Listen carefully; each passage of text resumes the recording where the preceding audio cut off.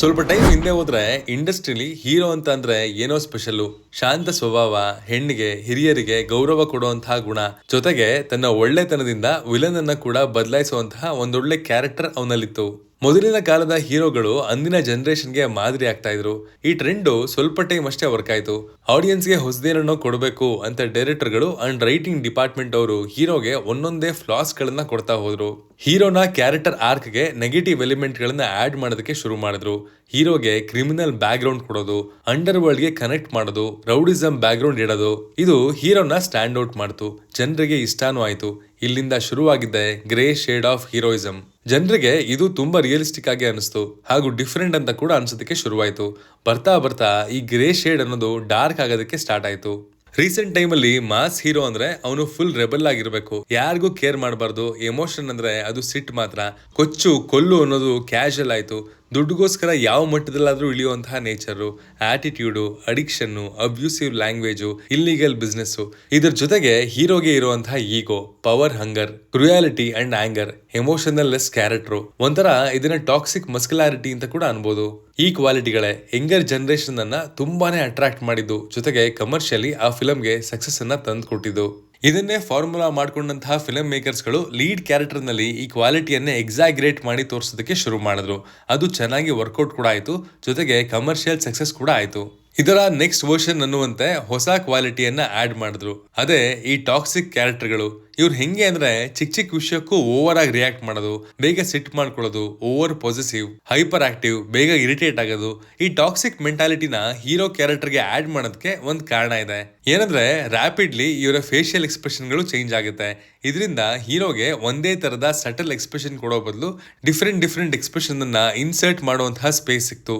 ಹೀರೋಗೆ acting variation ಜಾಸ್ತಿ ಆಯ್ತು. ಅವರ ಆಕ್ಟಿಂಗ್ ಸ್ಕಿಲ್ ನ ಕಂಪ್ಲೀಟ್ ಆಗಿ ಯುಟಿಲೈಸ್ ಮಾಡಬಹುದು ಅನ್ನೋ ಕಾರಣದಿಂದ ಸೃಷ್ಟಿಯಾದಂತಹ ಕ್ಯಾರೆಕ್ಟರ್ಗಳೇ ಈ ಟಾಕ್ಸಿಕ್ ಲೀಡ್ ಕ್ಯಾರೆಕ್ಟರ್ಗಳು. ಈ ಕ್ಯಾರೆಕ್ಟರ್ ನ ಬರೆಯೋದಕ್ಕೆ ಇನ್ನೊಂದು ಮೇನ್ ರೀಸನ್ ಅಂದ್ರೆ ಟ್ರಾನ್ಸಿಷನ್. ಲೀಡ್ ಕ್ಯಾರೆಕ್ಟರ್ ಗಳ ಫ್ಲಾಸ್ ಏನು, ಹೇಗೆ ಅದರಿಂದ ಓವರ್ಕಮ್ ಆದ ಅಂತ ತೋರಿಸಬಹುದು.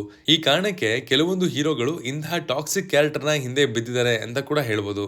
ಬನ್ನಿ ಹಾಗಿದ್ರೆ ನಮ್ಮ ಮನಸ್ಸಲ್ಲಿ ಹಾಗೆ ಸ್ಟ್ರಾಂಗ್ ಆಗಿ ರಿಜಿಸ್ಟರ್ ಆಗಿರುವಂತಹ ಟಾಕ್ಸಿಕ್ ಲೀಡ್ ಕ್ಯಾರೆಕ್ಟರ್ ನ ನೋಡ್ಕೊಂಬರೋಣ. ಹಾಗೆ ಅವೆಲ್ಲವನ್ನ ಅನಲೈಸ್ ಮಾಡೋಣ ಮತ್ತು ಅವುಗಳಲ್ಲಿ ಇರುವಂತಹ strong negative lead character sketch ಅನ್ನ ಡೀಟೇಲ್ಡ್ ಆಗಿ ನೋಡ್ಕೊಂಬರೋಣ. ಹಾಯ್ ಎಲ್ರಿಗೂ ನಮಸ್ಕಾರ ಅಂಡ್ ವೆಲ್ಕಮ್ ಟು ಖಡಕ್ ಸಿನಿಮಾ. ಈ ಸಾಲ್ಗೆ ಮೊದಲು ನಮ್ಮ ತಲೆಗೆ ಬರದೆ ನಮ್ಮ ನೆಚ್ಚಿನ ರಿಯಲ್ ಸ್ಟಾರ್ ಉಪ್ಪಿ ಅವರ ಉಪೇಂದ್ರ ಸಿನಿಮಾ. ಈ ಫಿಲಮ್ ನ ಲೀಡ್ ಕ್ಯಾರೆಕ್ಟರ್ ಆದಂತಹ ನಾನಲ್ಲ, ಅಂದ್ರೆ ಆ ಸಿನಿಮಾದ ಹೀರೋ ಹೆಸರು ನಾನುನ ಹೇಗ್ ಮರೆಯೋದಕ್ಕೆ ಸಾಧ್ಯ. ಒಂದು ಕಾಲದಲ್ಲಿ ಲೀಡ್ ಕ್ಯಾರೆಕ್ಟರ್ ಡೆಫಿನಿಷನ್ ಅನ್ನ ಚೇಂಜ್ ಮಾಡಿದಂತಹ ಕ್ಯಾರೆಕ್ಟರ್ ಅಂದ್ರೆ ಅದು ನಾನು. ಈ ಫಿಲಮ್ ಅಲ್ಲಿ ನಾನು ಯಾವಾಗ್ಲೂ ಎಲ್ಲರನ್ನ ಬೈಕೊಂಡು ಆಡ್ಕೊಂಡೇ ಇರೋನು, ಸ್ವಾರ್ಥಿಯಾಗಿ ಟಾಕ್ಸಿಕ್ ಆಗಿ ಬಿಹೇವ್ ಮಾಡ್ತಾ ಇರ್ತಾನೆ.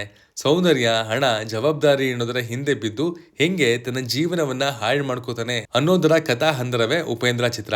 ಇಲ್ಲಿ ಒಂದೊಳ್ಳೆ ಮೆಸೇಜ್ ಇದೆ, ಸ್ಟೋರಿ ಇದೆ, ಬಟ್ ಜನರಿಗೆ ಇಷ್ಟ ಆಗಿದ್ದು ನಾನು ಅನ್ನುವಂತಹ ಟಾಕ್ಸಿಕ್ ಕ್ಯಾರೆಕ್ಟರ್. ಅವನು ಬಾಯಲ್ಲಿ ಬರುವಂತಹ ಕಹಿ ಸತ್ಯ, ಹೇಳೋದಕ್ಕೆ ಕಷ್ಟ ಆದ್ರೂ ಜನರಿಗೆ ಅದರಲ್ಲಿ ನಿಜ ಇದೆ ಅಂತ ಅನಿಸ್ತು.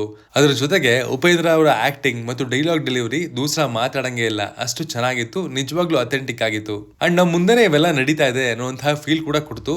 ಇದಕ್ಕೇನೆ ಆ ಕ್ಯಾರೆಕ್ಟರ್ ಟಾಕ್ಸಿಕ್ ಆದ್ರೂ ಜನರ ಮನಸ್ಸಲ್ಲಿ ರಿಜಿಸ್ಟರ್ ಆಗಿದೆ. Next character Richie. ಇದು ನಮ್ಮ ಸಿಂಪಲ್ ಸ್ಟಾರ್ ರಕ್ಷಿತ್ ಶೆಟ್ಟಿ ಅವರ ಫಸ್ಟ್ ಡೈರೆಕ್ಷನಲ್ ಡೆಬ್ಯೂ ಫಿಲಂ. ಅದು ಉಳಿದವರು ಕಂಡಂತೆ ಚಿತ್ರದ ಲೀಡ್ ಕ್ಯಾರೆಕ್ಟರ್. ಇವನು ತುಂಬಾ ಟಾಕ್ಸಿಕ್, ಚಿಕ್ಕ ವಿಷಯಕ್ಕೂ ಸಿಟ್ ಮಾಡ್ಕೊಂಡು ಇರೋ ಬರೋರ್ನೆಲ್ಲ ಚೆನ್ನಾಗಿ ಹೊಡಿತಾ ಇರ್ತಾನೆ. ಜೊತೆಗೆ ಶಂಕರ್ ಪೂಜಾರಿ ಅನ್ನುವಂತಹ ಡಾನ್ಗೆ ರೈಟ್ ಹ್ಯಾಂಡ್ ಆಗಿ 2 ನಂಬರ್ ಕಾ ಬಿಸ್ನೆಸ್ ಕೂಡ ಮಾಡ್ತಾ ಇರ್ತಾನೆ. ಇಷ್ಟೆಲ್ಲ ಟಾಕ್ಸಿಸಿಟಿ ಇದ್ರೂ ಇಲ್ಲಿ ಆಡಿಯನ್ಸ್ಗೆ ಇಷ್ಟ ಆಗಿದ್ದು ರಿಚಿಯ ಡೇರಿಂಗ್ ಗುಣ. ಚಿಕ್ಕ ವಯಸ್ಸಲ್ಲಿರುವಾಗ ರಿಚಿ ತನ್ನ ಫ್ರೆಂಡ್ಗೆ ಯಾರೋ ಹೊಡೆದ ಅನ್ನುವಂತಹ ಕಾರಣಕ್ಕಾಗಿ ತನಗಿಂತ ವಯಸ್ಸಲ್ಲಿ ದೊಡ್ಡೋನಾಗಿರೋನೊಬ್ಬನ ಚಾಕುವಿಂದ ಚುಚ್ಚಿ ಸಾಯಿಸ್ತಾನೆ.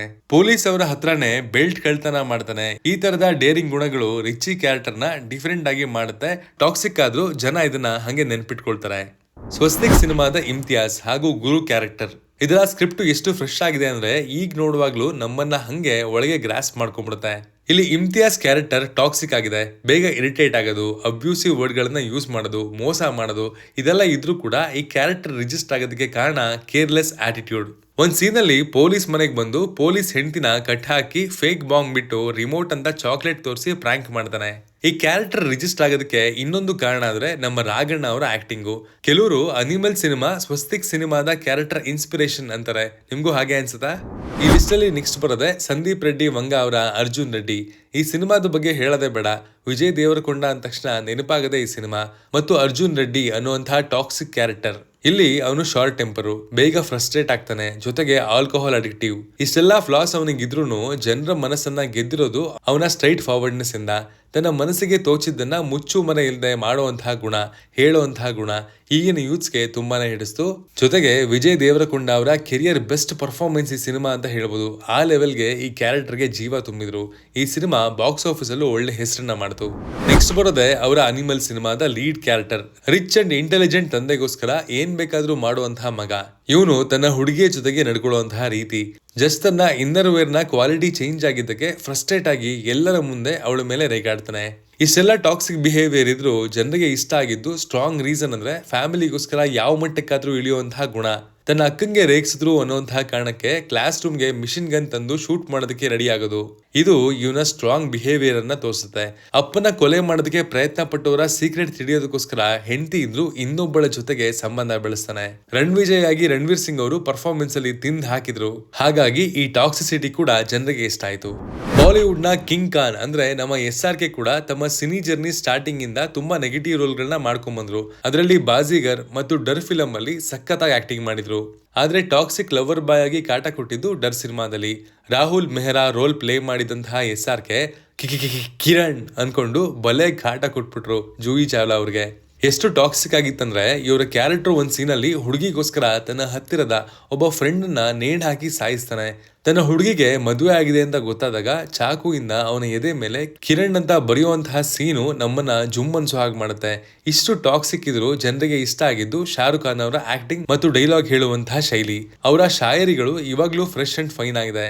ತಾನು ಪ್ರೀತಿಸೋಳು ಮದುವೆ ಆಗಿದ್ರು ತಾನು ಇಷ್ಟಪಟ್ಟ ಹುಡುಗಿಗೋಸ್ಕರ ಏನ್ ಬೇಕಾದ್ರೂ ಮಾಡುವಂತಹ ಗುಣ ಸಿಕ್ಕಾಬಟ್ಟೆ ಟಾಕ್ಸಿಕ್ ಆಗಿತ್ತು. ಒಂದ್ಸಲ ಮಿಸ್ ಮಾಡದೆ ನೋಡಿ. ಈ ಸಿನಿಮಾದಲ್ಲಿ ಒಳ್ಳೆ ಪರ್ಫಾರ್ಮೆನ್ಸ್ ಇದೆ, ನೀವು ಅಪ್ರಿಶಿಯೇಟ್ ಮಾಡೇ ಮಾಡ್ತೀರಾ. And definitely it is very toxic. ಮುಂದಿನ ಟಾಕ್ಸಿಕ್ ಕ್ಯಾರೆಕ್ಟರ್ ಬಂದ್ಬಿಟ್ಟು ತಮಿಳಿನ ಲವರ್ ಸಿನಿಮಾದಲ್ಲಿ ಲೀಡ್ ಆಗಿ ಕಾಣಿಸ್ಕೊಂಡಿರುವಂತಹ ಮಣಿಕಂದನ್. ಈ ಸಿನಿಮಾದಲ್ಲಿ ಟಾಕ್ಸಿಕ್ ಕ್ಯಾರೆಕ್ಟರ್ ಆಗಿ ತಮ್ಮ ಪರ್ಫಾರ್ಮೆನ್ಸ್ ಇಂದ ನಿಮ್ಮನ್ನ ಹಂಗೆ ಹೇಳ್ಕೊಂಡ್ಬಿಡ್ತಾರೆ. ಅರುಣ್ ಒಬ್ಬ ಅನ್ಎಂಪ್ಲಾಯ್ಡ್ ಆಲ್ಕೋಹಾಲ್ ಅಡಿಕ್ಟಿವ್, ಅಗ್ರೆಸಿವ್ ಮತ್ತೆ ಓವರ್ ಪೊಸೆಸಿವ್. ದಿವ್ಯಾ ಅನ್ನೋ ಹುಡುಗಿಯನ್ನ ಇಷ್ಟಪಡ್ತಾನೆ, ತುಂಬಾ ಇಷ್ಟಪಡ್ತಾನೆ ಏನೋ ನಿಜ. ಬಟ್ ಅವನ ರೆಸ್ಟ್ರಿಕ್ಷನ್ ಮತ್ತೆ ಪೊಸೆಸಿವ್ನೆಸ್ ದಿವ್ಯಾಗೆ ಟಾಕ್ಸಿಕ್ ಆಗಿ ಅನ್ಸುತ್ತೆ. ಪಟ್ಟಂತ ಸಿಟ್ ಮಾಡ್ಕೊಂಡು ಕೂಗಿ ರೇಗಾಡಿ ಆಮೇಲೆ 1000 ಸಲ ಸಾರಿ ಕೇಳುವಂತಹ ಗುಣ ಅರುಣ್ದು. ಈ ಸಿನಿಮಾದಲ್ಲಿ ಎಷ್ಟು ಸಲ ಸಾರಿ ಕೇಳ್ತಾನೋ ದೇವರಿಗೆ ಗೊತ್ತು. ಈ ಸಿನಿಮಾದಲ್ಲಿ ಮಣಿಕಂದನ್ ಅವರಿಗೆ ಪರ್ಫಾರ್ಮೆನ್ಸ್ ಮಾಡೋದಕ್ಕೆ ತುಂಬಾ ಸ್ಪೇಸ್ ಇತ್ತು. ಸಿಟ್ಟು, ಹತಾಶೆ, ಬೇಜಾರು, ಪ್ರೀತಿ, ಗಿಲ್ಟು, ಜಲಸಿ, ಕಾಳಜಿ, ಕನ್ಫೆಷನ್ ಎಲ್ಲದರಲ್ಲೂ ಸಖತ್ತಾಗಿ ಆಕ್ಟ್ ಮಾಡಿದ್ರು ಮಣಿಕಂದನ್. ಈ ಸಿನಿಮಾದಲ್ಲಿ ಒಳ್ಳೆ ಟ್ರಾನ್ಸಿಷನ್ ಇದೆ. ಈ ಟ್ರಾನ್ಸಿಷನ್ ಜನರಿಗೆ ಇಷ್ಟ ಆಯ್ತು. ತನ್ನ ತಪ್ಪನ್ನ ಅರ್ಥ ಮಾಡ್ಕೊಂಡು ಕನ್ಫೆಸ್ ಮಾಡ್ಕೊಳ್ಳುವಂತಹ ಗುಣ ಜನರಿಗೆ ಇಷ್ಟ ಆಗತ್ತಲ್ವಾ. ನಿಮ್ ಲೈಫ್ ಅಲ್ಲಿ ನೀವು ಯಾರಿಗಾದ್ರೂ ಹೆಚ್ಚು ಬಾರಿ ಸಾರಿ ಕೇಳಿದಿರಾ ಅಂತ ಕಮೆಂಟ್ ಮಾಡಿ ತಿಳಿಸಿ. ಉನ್ನಿ ಮುಕುಂದನ್ ಅವರ ಮಾರ್ಕೋ ಸಿನಿಮಾದ ಬಗ್ಗೆ ಹೇಳ್ಬೇಕಾ? ಅದರಲ್ಲಿ ಬರುವಂತಹ ಬ್ರುಟಾಲಿಟಿ ಅಂತೂ ನನಗೆ ತಲೆ ತಿರುಗೋ ಹಂಗ್ ಮಾಡುತ್ತೆ. ಈ ಸಿನಿಮಾದಲ್ಲಿ ಮಾರ್ಕೋ ಒಬ್ಬ ರಿಚ್ ಗಾಯ್, ತನ್ನ ಫ್ಯಾಮಿಲಿಗೋಸ್ಕರ ಏನ್ ಬೇಕಾದ್ರೂ ಮಾಡುವಂತಹ ಆಟಿಟ್ಯೂಡ್. ಒಂದು ಸೀನಲ್ಲಿ ತನ್ನ ಎಮೋಷನಲ್ ಮ್ಯಾನಿಪುಲೇಷನ್ ನಿನ್ನಿಂದ ಆಗುತ್ತೆ, ಹಾಗಾಗಿ ನನ್ನ ಬಿಟ್ಬಿಡು ಅಂತ ಮಾರಿಯಾಗೆ ಹೇಳ್ತಾನೆ. ಈ ತರ ಕಾರಣ ಈಗಿನ ಜನರೇಷನ್ ಅಲ್ಲಿ ಕೊಡ್ತಾರ? ಇದಕ್ಕೆ ಅಲ್ವಾ ಟಾಕ್ಸಿಕ್ ಬಿಹೇವಿಯರ್ ಅನ್ನೋದು. ಇನ್ನೊಂದ್ ಸೀನಲ್ಲಿ ವಿಲನ್ ಕಿವಿ ಕಚ್ಚಿ ಕತ್ತರಿಸೋದು ಮಾರ್ಕೋನ ಟಾಕ್ಸಿಸಿಟಿ ಎತ್ತಿ ಹಿಡಿಯುತ್ತೆ. ಇಷ್ಟೆಲ್ಲ ಟಾಕ್ಸಿಕ್ ಇದ್ರು ಜನರಿಗೆ ಇಷ್ಟ ಆಗೋದು ಕ್ಯಾರೆಕ್ಟರ್ ಅಲ್ಲಿ ಇರುವಂತಹ ನೆವರ್ ಗಿವ್ ಅಪ್ ಆಟಿಟ್ಯೂಡ್. ಈ ಸ್ವ್ಯಾಗ್ಗೆ ಜನ ಫಿದಾ ಆದ್ರು. ಆ ರಿಸಲ್ಟ್ ಬಾಕ್ಸ್ ಆಫೀಸ್ ಅಲ್ಲೂ ಕೂಡ ರಿಫ್ಲೆಕ್ಟ್ ಆಯ್ತು. ಈ ಲಿಸ್ಟ್ಗೆ ಧನುಷ್ ಅವರ ಕಾದಲ್ ಕೊಂಡಿಯನ್ ಸಿನಿಮಾ ಕೂಡ ಸೇರುತ್ತೆ. ವಿನೋದ್ ಒಬ್ಬ ಅನಾಥ ಮತ್ತು ಎಕ್ಸ್ಟ್ರೀಮ್ಲಿ ಇಂಟೆಲಿಜೆಂಟ್. ಈ ಸಿನಿಮಾದಲ್ಲಿ ಮ್ಯಾಥ್ಸ್ ಪ್ರಾಬ್ಲಮ್ಸ್ ಮಾಡೋ ಸೀನ್ ಇದೆ. ನಿಮ್ಮನ್ನ ಗ್ಯಾರಂಟಿ ಅದು ಸರ್ಪ್ರೈಸ್ ಮಾಡುತ್ತೆ. ಅವನು ಟಾಕ್ಸಿಕ್ ಆಗೋದಕ್ಕೆ ಕಾರಣ ಅವನ ಬಾಲ್ಯದಲ್ಲಿ ತನ್ನ ಗರ್ಲ್ ಬೆಸ್ಟ್ ಫ್ರೆಂಡ್ ಜೊತೆಗೆ ಆದಂತಹ ಘಟನೆ. ದಿವ್ಯಾ ಅನ್ನೋ ಹುಡುಗಿನ ಹುಚ್ಚಿನ ತರ ಲವ್ ಮಾಡ್ತಾ ಇರ್ತಾನೆ. ಒಂದ್ ಸೀನಲ್ಲಿ ಆ ದಿನ ಸಾಯಿಸೋದಕ್ಕೆ ಬಂದಂತಹ ವಿನೋದ್ ಕತ್ತಲ್ಲಿ ಬೆಂಕಿ ಕಡ್ಡಿ ಹಚ್ಚಿ ಟೈಮ್ ಆಯ್ತು ದಿವ್ಯಾ ಅಂತ ಹೇಳಿ ಅವಳನ್ನ ಕಿಡ್ನಾಪ್ ಮಾಡ್ತಾನೆ. ತನ್ನ ಮನೆ ಕರ್ಕೊಂಡ್ ಬಂದು ಕೈ ತುತ್ತು ತಿನ್ಸಿ ಅವಳನ್ನ ಕೇರ್ ಮಾಡ್ತಾನೆ. ಇವನು ಬೈಕ್ಗೆ ತಪ್ಪಿಸ್ಕೊಳ್ಳೋದಕ್ಕೆ ಟ್ರೈ ಮಾಡಿದಂತಹ ದಿವ್ಯಾಗೆ ಹೊಡೆದು ನೆಕ್ಸ್ಟ್ ಸೆಕೆಂಡ್ ನಲ್ಲೇ ಅಳ್ತಾನೆ. ಈ ಸೀನಲ್ಲಿ ಸೈಕೋ ಆಕ್ಟಿಂಗ್ ಮಾತ್ರ ನೆಕ್ಸ್ಟ್ ಲೆವೆಲ್. ಇಲ್ಲಿ ಆಕ್ಟಿಂಗ್ ಎಷ್ಟು ಆಪರ್ಚುನಿಟಿ ಇದೆ ಅಲ್ವಾ. 1 ನಿಮಿಷದ ಒಳಗಡೆ ಕೋಪ, ಕೇರು, ಸಿಟ್ಟು, ಪಶ್ಚಾತ್ತಾಪ ಎಲ್ಲವನ್ನ ತೋರಿಸಬಹುದು. ಆದ್ರೆ ಕ್ಯಾರೆಕ್ಟರ್ ಮಾತ್ರ ಹೆವಿ ಟಾಕ್ಸಿಕ್. ಇದಾಗಿತ್ತು ನಮ್ಮ ಲೀಡ್ ಆಕ್ಟರ್ಗಳ ಟಾಕ್ಸಿಕ್ ಮಸ್ಕುಲಾರಿಟಿ ಬಿಹೇವಿಯರ್ ಮತ್ತು ಅನಾಲಿಸಿಸ್. ಲೀಡ್ ಕ್ಯಾರೆಕ್ಟರ್ಗಳು ತಮ್ಮ ಫುಲ್ ಆಕ್ಟಿಂಗ್ ಪೊಟೆನ್ಶಿಯಲ್ ತೋರಿಸೋದಕ್ಕೆ ಈ ತರದ ಟಾಕ್ಸಿಕ್ ಕ್ಯಾರೆಕ್ಟರ್ಗಳ ಹಿಂದೆ ಬಿದ್ದಿರೋದು. ಇವತ್ತಿನ ದಿನ ಅದು ಸಿಕ್ಕಾಪಟ್ಟೆ ಜಾಸ್ತಿ ಆಗಿದೆ. ಇದಾಗಿತ್ತು ಇವತ್ತಿನ ಟಾಕ್ಸಿಕ್ ಕ್ಯಾರೆಕ್ಟರ್ಗಳ ಕಿರುನೋಟ.